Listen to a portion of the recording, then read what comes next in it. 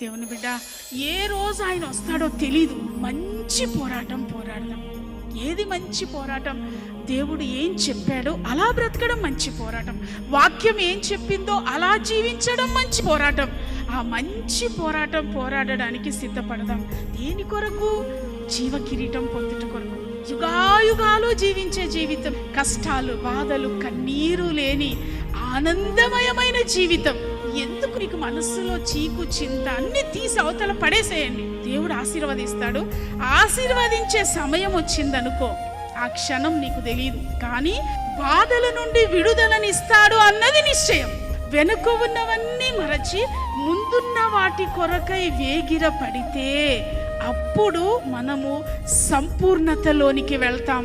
ఎలా సంపూర్ణత అనుభవాలు? ఏ తాత్పర్యం కలిగిన వారికి సంపూర్ణులుగా మార్చబడతారు? దేవుని ఉన్నతమైన పిలుపు. మనల్ని ఏ పిలుపుతో పిలిచాడు దేవుడు? లోకంలో ఉన్నాం, విగ్రహారాధికులుగా ఉన్నాం, దేవుని ఎరుగని ప్రజలుగా ఉన్నాం. దేవుడు అంటే ఏంటో మనకు తెలియదు, ఆయన మహాత్మ్యం తెలియదు. ఆ లోకములో నుండి మనల్ని ఉన్నతమైన పిలుపుతో పిలిచాడంట. మనకు బహుమానం ఇవ్వాలని దేవుడు ఆశపడుతున్నాడంట. ఆ బహుమానం కొరకు మనము రన్ రన్ రన్ గురి యొద్దకే పరుగెత్తాలి. మీరు అనుకుంటారు, ఈ లోకంలో దరిద్రులుగా ఉన్నాగా, మాకు 10 ఇళ్ళు లేవుగా, మాకు ఆస్తి లేదుగా, మా ఆయనది చిన్న జీతమేగా, మా పిల్లలది చిన్న చదివేగా. అవన్నీ ఇక్కడ. కానీ ఆయన నిన్ను పిలిచింది నీ జీతాన్ని, నీ చదువును, నీ ఇంటి పరిస్థితులను ఆయన చూడలేదమ్మా. నిన్ను ఉన్నతమైన పిలుపుతో పిలిచాడు. ఆ ఉన్నతమైన పిలుపునకు బహుమానం ఇవ్వాలని ఆశపడుతున్నాడు.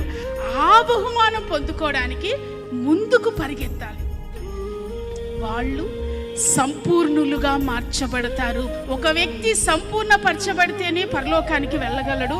సంపూర్ణత అనుభవాలు లేని వారు పరలోక రాజ్యానికి వెళ్ళలేరు.